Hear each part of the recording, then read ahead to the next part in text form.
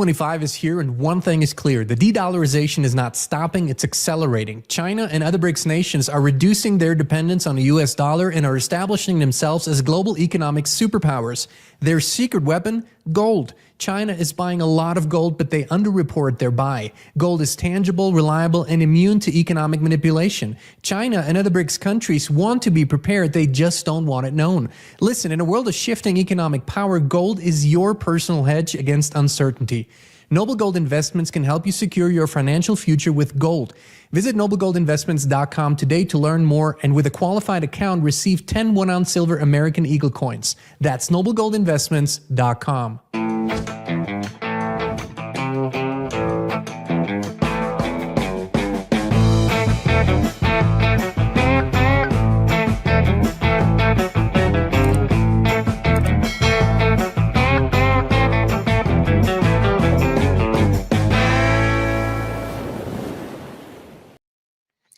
Hey, Inspired Tribe, my fellow freedom lovers. It's John Nolan here. Thank you so much for tuning in. It is Friday, January 24th, 2025. We're healthy, we're wealthy, we're whole, we're free. Thank you for joining us here for the Matrix update. I think we should probably rename the mantra of the show from out of the Matrix into prime reality. Maybe we'll do that. Who knows? Maybe it's time for a little rebrand here. I'm excited about today's show. I think we are, it's only been a few days since the new old president has come in, the new administration. And already, here's one of the positives, one of the big positives. Already we have an information explosion, an education explosion, which is always a good thing. People learning more, learning it quicker, comprehending it quicker.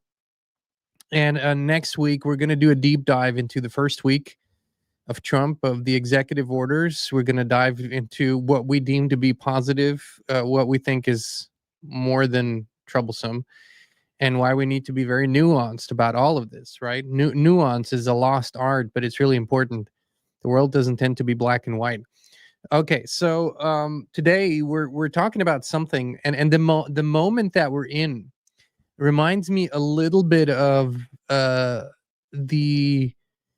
I don't know exactly when it was, but I would say probably towards the end of 2020, maybe summer, fall, something like that of 2020. When the C-19 propaganda machine first hit, most people had no earthly idea what was going on. I mean, all they had to go on was the information they were getting from their TV screens, from their social media feeds, and most of that information was tailored, programmed, by psychologists, by the way, absolutely programmed. And so in the following months, people were at home, people were on lockdown, couldn't go to work, couldn't do things. They sort of had a little bit of time on their hands, and they started researching. And so a bigger picture started to emerge. There was a tipping point, an informational and educational tipping point, where critical mass came to the conclusion that what they were being told was bullshit. Now, they didn't necessarily know what the truth was, and some of those things we still don't know, but they knew that, right? So then they started asking, what's this really about? And I feel like that was the moment when the informational sphere, exploded. Doesn't mean that all of it was good. Some of it was complete bullshit.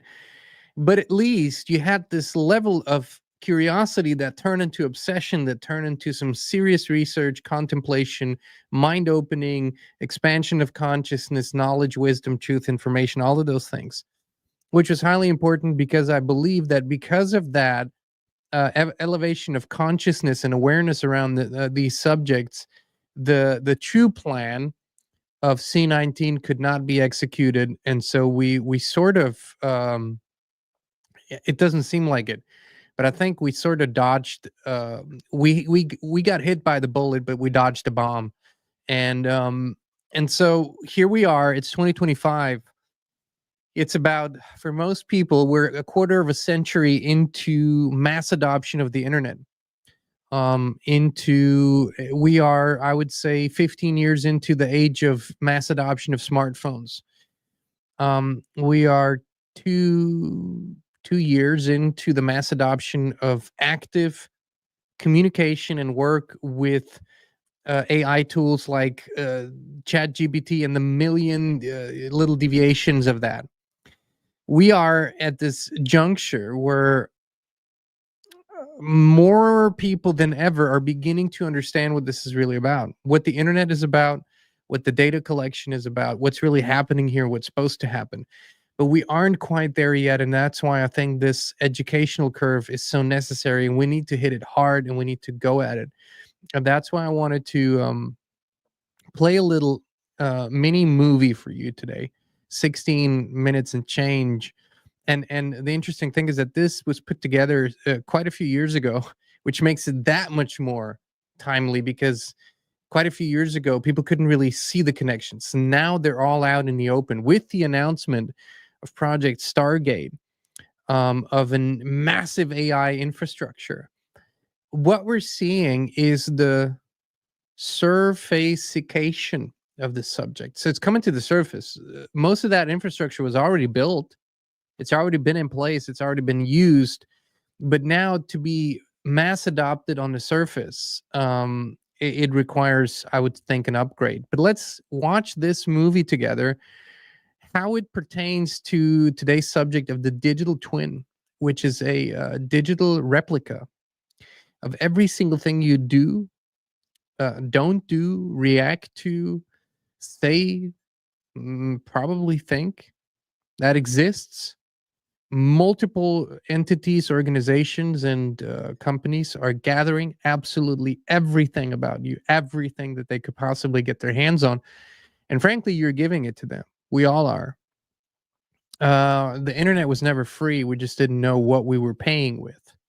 So let's look at this movie together and then discuss a little further where this is going, and why our complete why we need to really comprehend what this is so important. Okay, let's do this. For we are opposed around the world by a monolithic and ruthless conspiracy that relies primarily on covert means for expanding its sphere of influence, on infiltration instead of invasion, on subversion instead of elections, on intimidation instead of free choice, on guerrillas by night instead of armies by day. It's backed by Jeff Bezos, founder of Amazon, NASA, and the CIA. Each one costs $10 million and operates at 459 degrees below zero.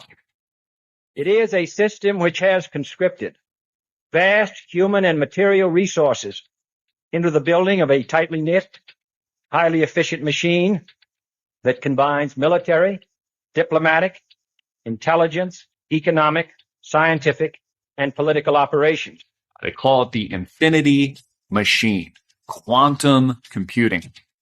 Its preparations are concealed, not published. Its mistakes are buried, not headlined. Its dissenters are silenced, not praised. No expenditure is questioned, no rumor is printed, no secret is revealed. If you go all the way back to Norwood Wiener, the goal of creating artificial intelligence was to create an all-seeing eye. The global computer sees all, sees everything, and to become gods. And the Sentient World Simulation, SWS, went live in 2007. Right now, we're inside a computer program. Is it really so hard to believe? These nanobots, these blood cell-sized devices, will be going in our bodies. We'll have some go inside our brains through the capillaries, non-invasively. They'll be interacting with our biological neurons. They'll put our brains on the internet, and they'll also enable us to enter a virtual reality environment from within the nervous system. So if I want to go in a virtual reality environment, the nanobots will shut down the signals coming from my real eyes and my real skin and create the signals that would be appropriate for the virtual environment. And then it'll feel like I'm in that environment.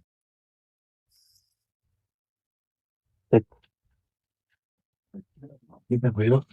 What is real? How do you define real? If you're talking about what you can feel, what you can smell, what you can taste and see, then real is simply electrical signals interpreted by your brain. If we have algorithms that stimulate the right things and give it the right data, they could reprogram you in a way without you even knowing it. We call it hallucinating, right? But these would be controlled hallucinations run by algorithms. So you think you're in control of your own will, but it's actually some evil AI or evil people controlling everything we do. And we're more like zombies, you know, like we think we're free and we're not actually free. It is called the Sentient World Simulation. The program's aim, according to its creator, is to be a continuously running, continually updated mirror model of the entire planet, complete with billions of nodes representing every person on the Earth.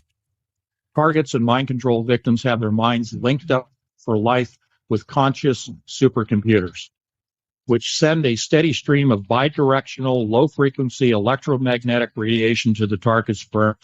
What people have to realize is that these targeted individuals are basically the test stage for rolling all of this madness out to all 7 billion of us on this planet. And this was a white paper put out by Purdue University in 2006, and the Sentient World Simulation, SWS, went live in 2007, which represents every person on the planet within this computer matrix as a node, and every node is given an avatar, an identifier. And that is real-time, 24/7 monitoring of every person on the planet. This is primarily, but not exclusively, facilitated by the adiabatic quantum computers produced by D-Wave Corporation. At the time of initial reports on the program, there were only 62 country-level simulations being run by the U.S. Department of Defense. These simulations grouped humans into composites, with 100 individuals acting as a single node. But already at that time, the U.S. Army had used the systems to create a one-to-one level simulation of potential Army recruits.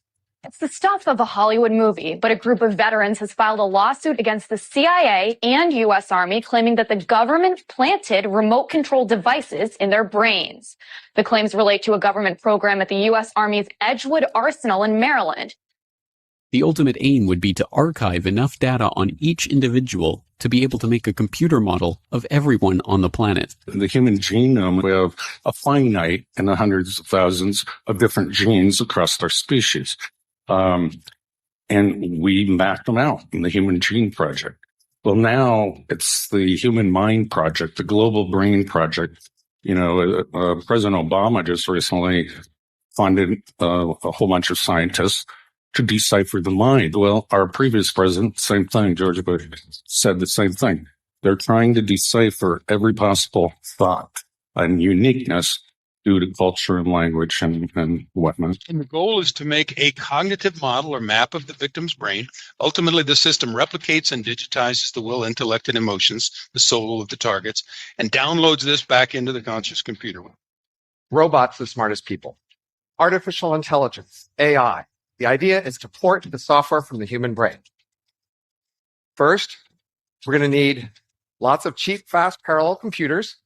He was referring to parallel processors, about servers. What he did not state was that it is actually the quantum computer systems coming out of D-Wave that actually creates and drives this new matrix known as the SWS. It is not transistor-based servers that run this. They are qubits, quantum bits. That it is the SWS and D-Wave that comprises this new matrix. Second, we're going to need to scan individual human brains and find spatial and chemical detail to see exactly what cells are where, connected to what, or what type. We could scan my brain from inside, sending scanners through the bloodstream, billions of them in the form of nanorobots or nanobots, and capture every detail of my synapses and neurotransmitters and create a virtual Ray Kurzweil in a very powerful computer. And it would be indistinguishable from me. It would pass a Ray Kurzweil Turing test. And third, we're going to need computer models of how each kind of brain cell works, taking input signals, changing interval state, and sending output signals. If we have good enough models of all the kinds of brain cells and a good enough model of a brain, we can put it together to make a good enough model of an entire brain, and that model would have the same input-output behavior as the original. So if you talk to it, it might talk back. You ask it to do things, it might do them. And if we could do that, everything would change. The Manhattan Project gave us the atomic bomb. The Genome Project gave us the human genome.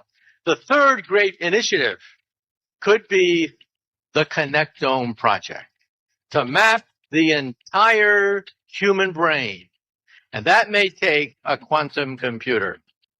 Okay, the first thing I can tell you is that M's spend most of their life in virtual reality. While this is what you would look like in virtual reality, this is what an M would look like when virtual reality.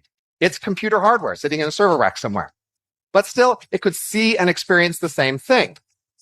But some things are different for M's. An M can make archive copies, and with enough redundant archives, an M can be immortal, in principle, though not usually in practice. And an M can move its brain, the computer that represents its brain, from one physical location to another. M's can actually move around the world at the speed of light. And by moving to a new location, they can interact more quickly with M's near that new location. Emulation is really what we talk about in the SWS as the nodes, the avatars. Every single person on the planet, okay, out of Purdue University's own paper in 2006, every person is assigned a avatar. They're represented computationally in the AI system that drives the SWS as a computer node, but they're given an avatar marker. Take the avatar and hang the word emulation on it. In other words, they've been tracking us, they've been reproducing us, reproducing our metadata for years. We can model every single atom, every single molecule with a three-dimensional structure in every single brain. They claim they've modeled the personality of every adult in the United States, 230 million people. And SCL, the mothership group, they do work in any number of countries. They're involved in politics in many countries. They put together a micro-shot personality assessment for everyone. M's are very much like humans, but they are not like the typical human. Typical M is a copy of the few hundred most productive humans. If you construct a model of the human brain, you can then plug people into this hive mind. You could, as an intermediate step, take these duplicated neurons, artificial warm and wet qubits, as I call them, and you can integrate those into an actual human mind. Thus, you are able to control that human mind with artificial neurons and then have those minds connected to each other, just like you network and daisy chain computer systems. That is the hive mind. And this means that in the future, communications could be done mentally. What I'm saying is that the internet will be replaced by BrainNet. They control the mind the same way that they teach the AI computer systems at the high level of AI. We're not talking about cars and trains and planes and automobiles. Okay, we're talking about AI that is so sophisticated that it operates a sentient world simulation, so sophisticated that it actually taps in and controls the mind. And Google was the primary interested party that pulled this whole thing together. What they're going to do is apply this machine to an area that I think is fundamentally important. It's a crux of our future as humans. And that's, can we build machines like us? We can model every single atom, every single molecule with a three-dimensional structure in your entire brain. That level of precision will keep advancing to the point where it's absolutely indistinguishable, even at the very, microscopic levels. You could recreate an entity that's, even if you looked inside of it, its simulated brain would be processing information just the way I do. If you start looking at quantum computing and where it's going, it's pretty freaky sort of stuff. And thinking about the world as an electrical universe and the fact that we are energetic electrical beings, that's how we work. Everything is electrical. Every signal that runs through our body is electricity. Everything, every thought we have, everything we feel, every touch, everything we speak, it's all the result of electromagnetic signals floating around our body, impulses that come from our heart, from our brain, the way we feel a bench when we touch it. This is an electrical signal that's sent to your brain that tells you what the bench feels like. So it's all electromagnetics. It's all firing of electromagnetism through our synapses and all this sort of stuff. The A diabetic quantum computer is linked to 7 billion human brains. It is now, in its own language of cryptology, able to function independent of any oversight throughout the world with its own form of communication, its own form of code. And it is able to link everyone on the planet at this point. We can model every single atom, every single molecule with a three-dimensional structure in every single brain.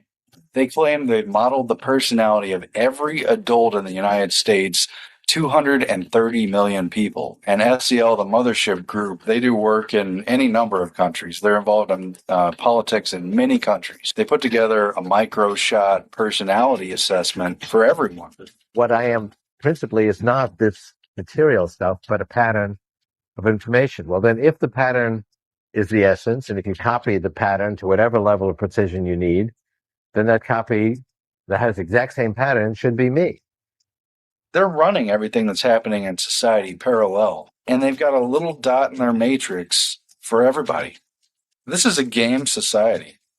They know where it's been, they know where it's going, and they know where it's going because they're steering people into the direction it wants to go. There are an enormous number, mind-bogglingly large number of parallel realities, as real as this one, that have different consistent histories. So imagine a world where all of the laws of physics as we know them are obeyed, but different decisions were made along the way. Different decisions at the level of tiny microscopic particles, different decisions all the way up to what you chose to eat for lunch and whether you chose to come to this session or not. This is an article from 10 years ago. Sentient World, War Games on the Grandest Scale.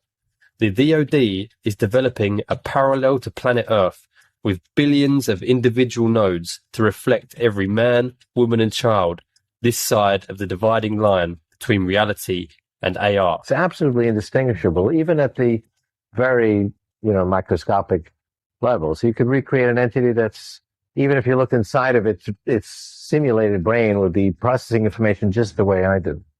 Deep State has merged the quantum computer with the sentient world simulation.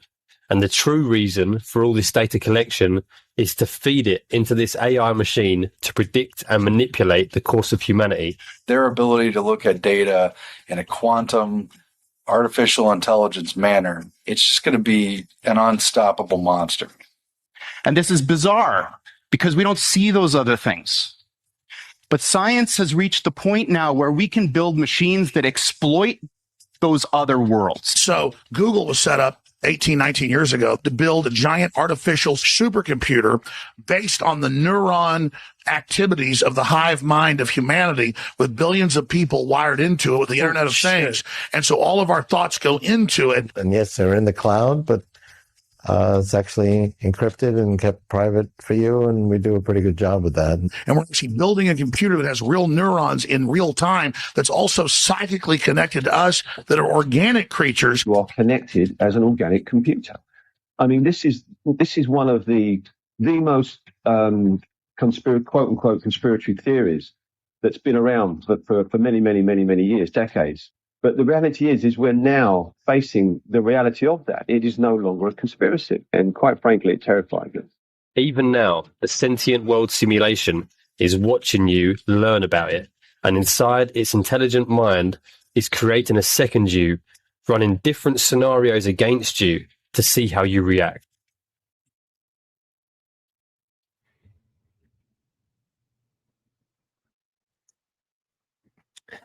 How about a moment of silence for contemplation?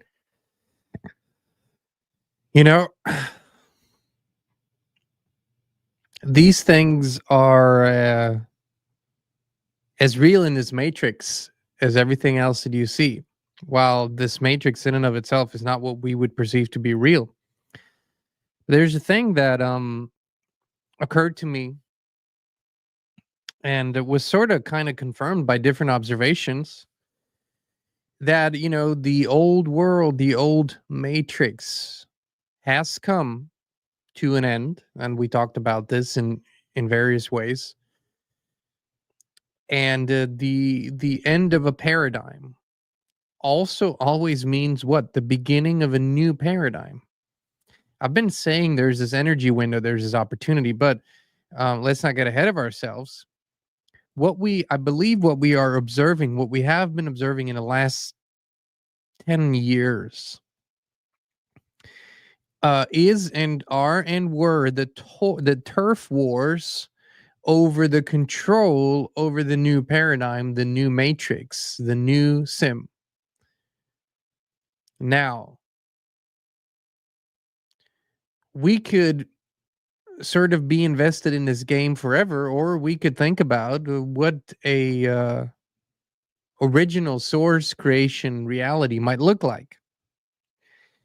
These things, by the way, usually you only hear about American companies. We're very or European countries. You're very centric like that, but these projects have been and are happening all over the world. And I was particularly amazed by the open and very transparent language of one project that we found. I want to quickly share this with you because I think it's very eye-opening. That usually they kind of talk and beat around the bush with these things, but these guys didn't. It is something called the 2045 Strategic Social Initiative. So I'm going to show you these images here. They're sort of what they want to do between 2015 and 2020. They wanted to build a robotic copy of a human body remotely controlled. Then an avatar in which a human brain is transplanted at the end of one's life. And then between 2030 and 2035, an avatar with an artificial brain in which a human personality is transferred at the end of one's life. In 2040 to 45, a hologram life avatar. So who are these people? This is interesting. I want to share this with you real quick, and then we're going to talk about sort of kind of where I think this could be going and what we can do. Founded by Russian entrepreneur and billionaire Dmitry Itskov in February of 2011. So, this is 14 years ago, with the participation of leading Russian specialists in the field of neural interfaces, robotics, artificial organs, and systems. The main goals of the 2045 initiative: the creation and realization of a new strategy for the development of humanity, which meets global civilization challenges, the creation of optimal conditions promoting the spiritual enlightenment of humanity, and the realization of a new reality based on 5 principles: high spirituality, high culture, high ethics, high science, and high technologies. Okay. We're all for it. We're all for high spirituality, high consciousness. Love it. But then this is how they continue. The main science mega project of the 2045 initiative aims to create technologies enabling the transfer of an individual's personality to a more advanced non-biological carrier and extending life, including to the point of immortality. We devote particular attention to enabling the fullest possible dialogue between the world's major spiritual traditions, science, and society. A large-scale transformation of humanity comparable to some of the major spiritual and sci-tech revolutions in history will require a new strategy.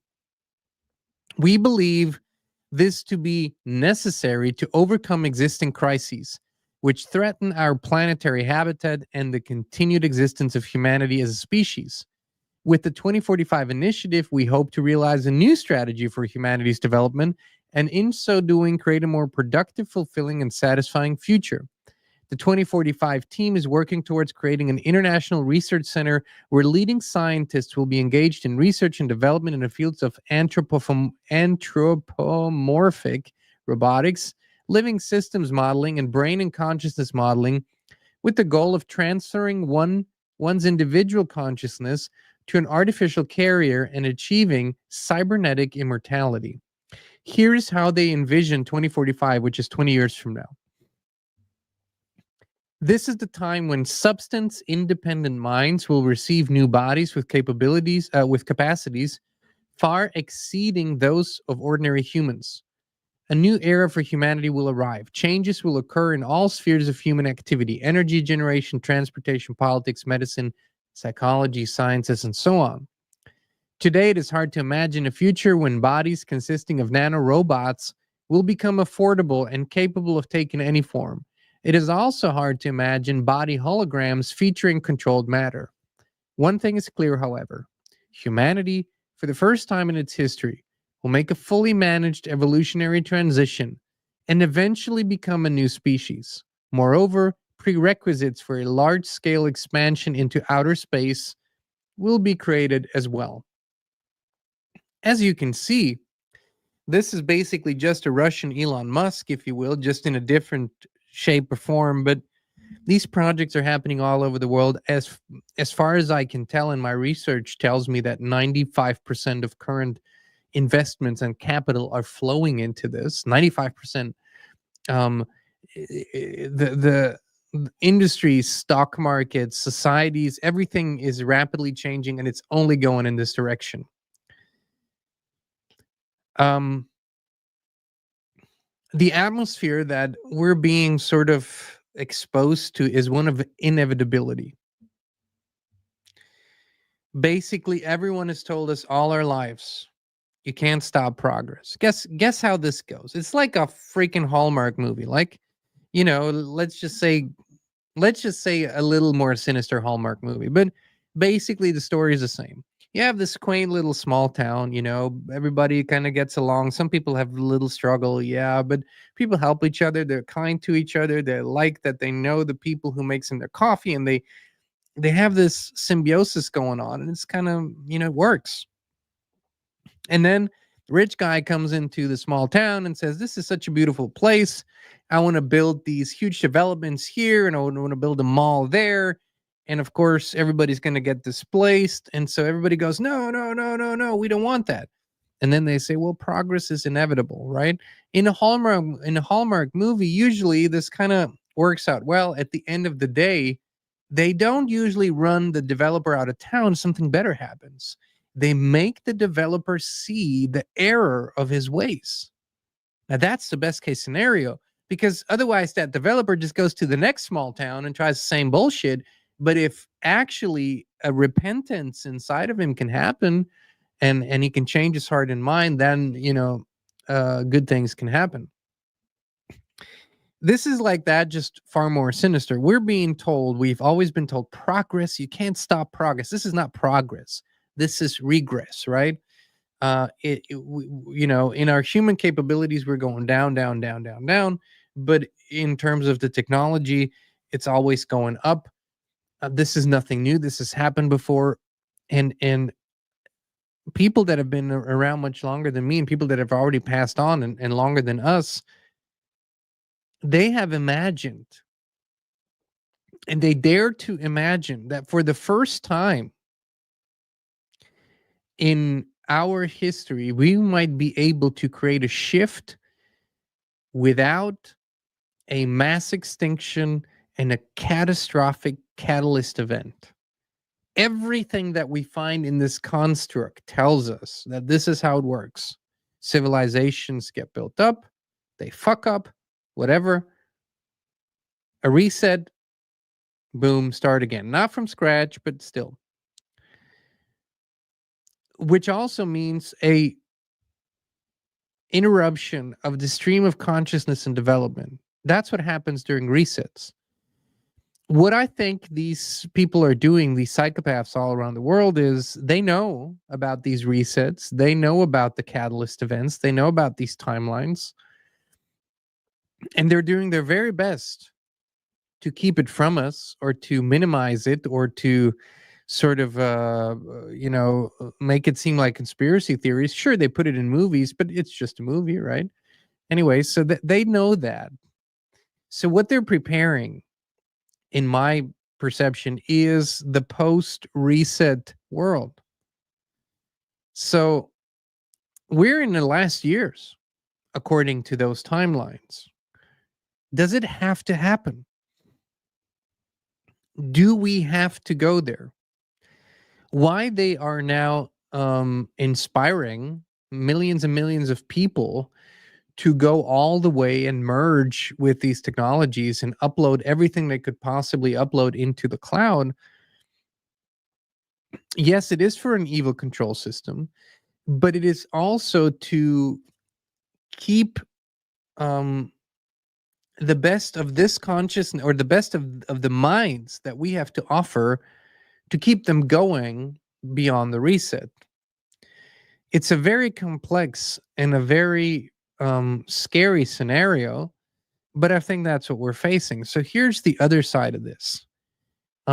Most of what we're seeing and most of what has been unfolding in the world almost already seems like this evil digital twin kind of deal. But we have not yet fully explored the alternative. You know, I just the other day saw this clip of a yogi, and you know, of course it could be altered, but I've seen this in real life. This clip of a yogi meditating, wearing next to nothing, and you know, somewhere in the Tibetan mountains, I don't know, 25,000 feet high. I don't know how high it was. I don't know. Just joking, but I don't know, 15,000 feet, 18,000 feet. I don't know.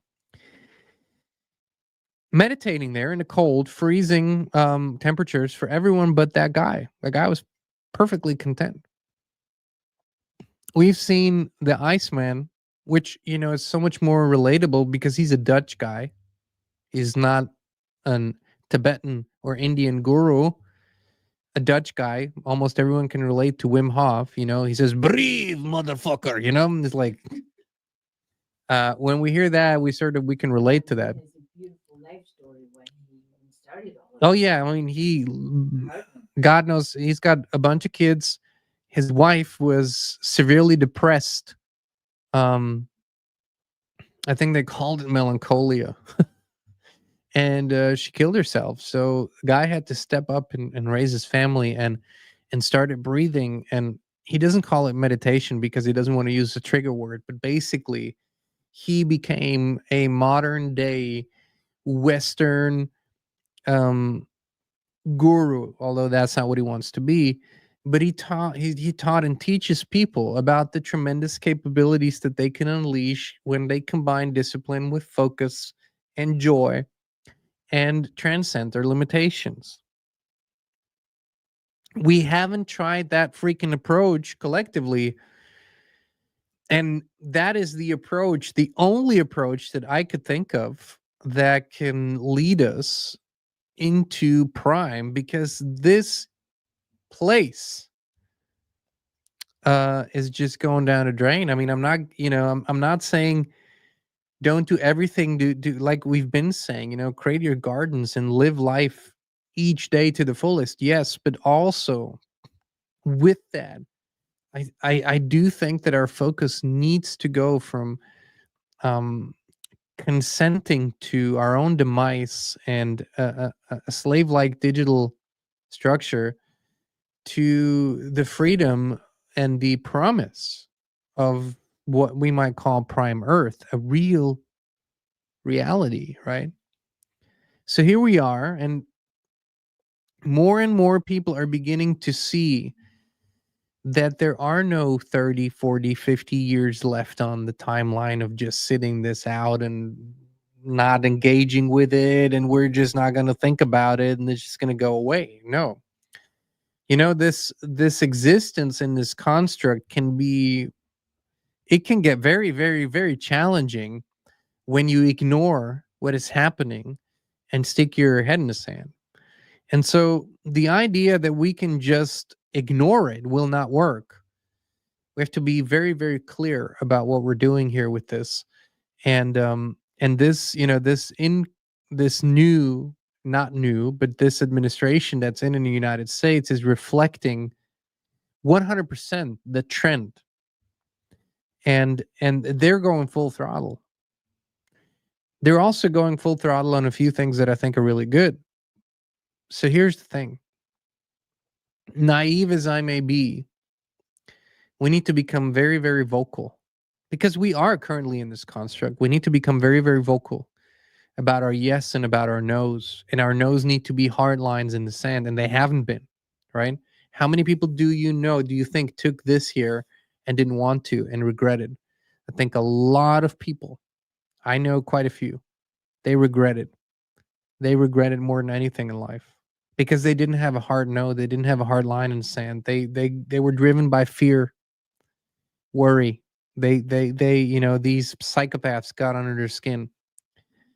And the key, and this is going to be my last point for today, the key to any of the things that I talk about is you must first and foremost transcend your fear of death. That's the first fear you must transcend. You have to go there. You can't just say, oh, I'm not going to be scared anymore. You have to meet death. And you have to die while you're still alive. Realizing there is no such thing, but you can only realize it when you actually meet death head on, face to face with it. And you see it and you acknowledge it and you see it's a portal. It's a portal. And where you go through that portal is actually up to you, not to death. You decide whether you recycle or whether you shoot out. That's up to you. But before you transcend your fear of death, you can't transcend your fear of life. It's the second fear. People are scared of life. They're scared of their own magnitude. They really are. People are scared. And you know why? Because they know that when they truly become who they are, most of what they have known as their circumstances, their lives, their relationships, their family goes away. Because most people don't do that. So most people that have an idea that there could be something more, they play small. They're afraid of it. Because what happens when you become who you truly are, you outgrow pretty much everything and everyone around you. I don't say that in a condescending way. It just is. It's just what happens. Because when your awareness is, and theirs is, there's not much alignment there. And so when you transcend the fear of death, next step, you transcend the fear of life. And then the third step is you put that pedal to the metal and you start living life as the best possible version of you. And we don't know what that looks like yet when we do it on a more collective level. So these visions that they put out and these actions that they put out, they're coordinated, they're highly financed, they're highly structured, they are very organized. Yes, it's all true. But it is my view that they pale absolutely in comparison with what we are capable of by just becoming who we were meant to be. And the thing is, it's a theory of mine. And the only way to prove me wrong is to give it a try. And if we do this on the scale that I think we can, because if they can double and triple and quadruple the capacities of their chips and their technologies in a matter of weeks now, what do you think we can do? What do you think we're capable of? So my theory is that it is ultimately the raising of our consciousness and the correlated actions that we take that are the superpower we haven't unleashed yet. I can't think of anything else, so prove me wrong. Become the superpower human that I know you can be, and let's do this on a scale of a few million, 100 million people. And you know, if you want to prove me wrong, we got to give it a try. I might be right, and I'll be happy about that too. Not because I want to be right, but because I think this is the way, right? So maybe very soon, I hope, we can have our awakening moment to what this really is on a larger scale. That's why we do so much education, if you will, on this. That's what people did over and over again during the COVID era. And I know that people said, is there anything else that you think about? Is there anything? I said, no, not right now. Because this is the subject of our time. The whole world only thinks about this. We might as well find out what we should really think about, what the truth is. And this is where we're at. AI, transhumanism, the hive mind, the the mark of the beast, whatever you want to call it. It's all this one big thing. This is the dominant subject of our time. And if more people understand what it is, rather than what they think it is, which most people don't really think about it, then they know what to say yes to and what to say no to. That's where we're at. All right, my friends. Yes, I'll see you all in a few minutes over in our Inspired community on Locals. It's just our subscriber community. We love it. Great expansion, great thoughts, great sharings, great people that connect with each other. And we'll see you over there. If you want to join us, it's at inspired.locals.com. Thank you so much for tuning in. You know, we love you. We appreciate you. And we will be back with you again very, very soon. Now, you could be only a few clicks away from experiencing something amazing, something that has changed thousands of lives all over the world. I'm talking about a high consciousness field similar to those at pilgrimage sites and sacred places. It's where people go to heal, to connect, and to become the best possible version of themselves. With FLFE, you can bring such a high consciousness field into your home right now. It's a spiritual quantum technology based on the work of Nikola Tesla. Better sleep, more energy, greater well-being, improved finances, electrosmog mitigation. These are only some of the things people on the FLFE service are experiencing. Try it now for 15 days completely free of charge, no credit card needed. Just click on a link down below to start your free, no strings attached FLFE trial right now.